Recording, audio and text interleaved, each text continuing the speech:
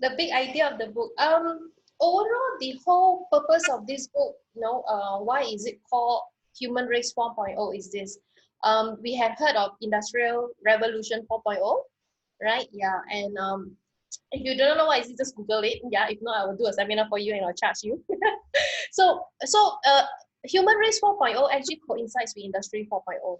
Yeah, industrial revolution is where the famous word that of course you probably heard is like the smarter technology, the AI, where robots is faster and smarter than human being and stuff like that, replacing jobs and replacing a lot of things that we do.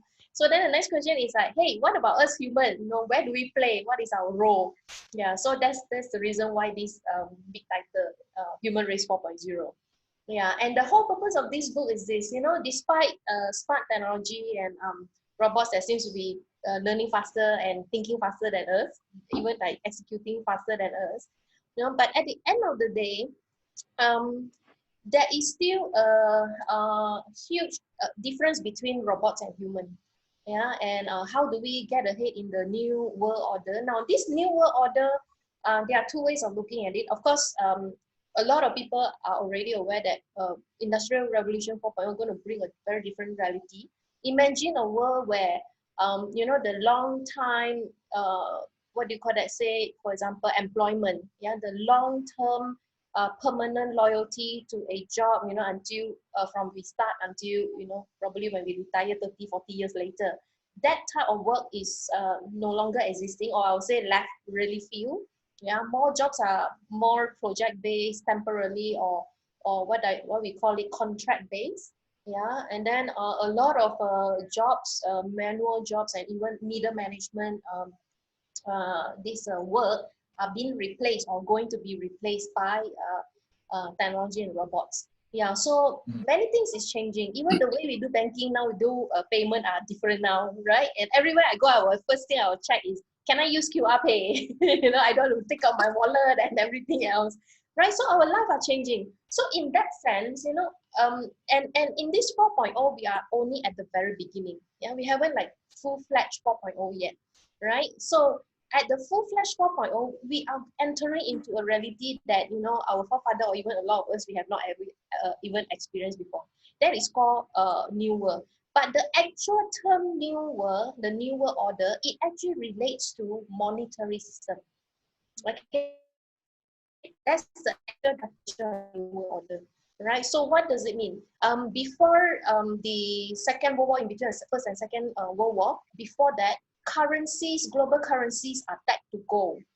I think everybody knows that, right? Yeah. So any currency is always backed by gold.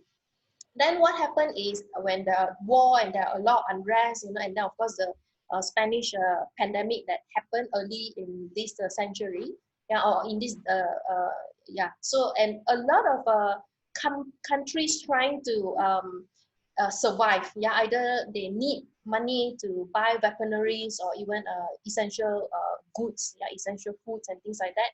Then you probably have heard wartime stories like they are rationing of food, yeah, because they have to spend more money on machines and weaponaries and things like that, right? So that it created a huge discrepancy and inequality in between the countries. Yeah, some countries has already very little gold, suddenly like no more gold, right? But some countries like have a lot of goals, have a lot of weaponaries and machineries, then they have a lot more goals, right? So there is a huge disparity in the equality. Okay, so when there is a very huge gap, then when countries to countries want to trade and do businesses, it becomes very difficult. Yeah, your price, can suddenly escalate 10 times in some countries. Yeah, so your import export definitely will be affected. So there was actually a convention where the country's leaders sat down and said, now how do we move forward?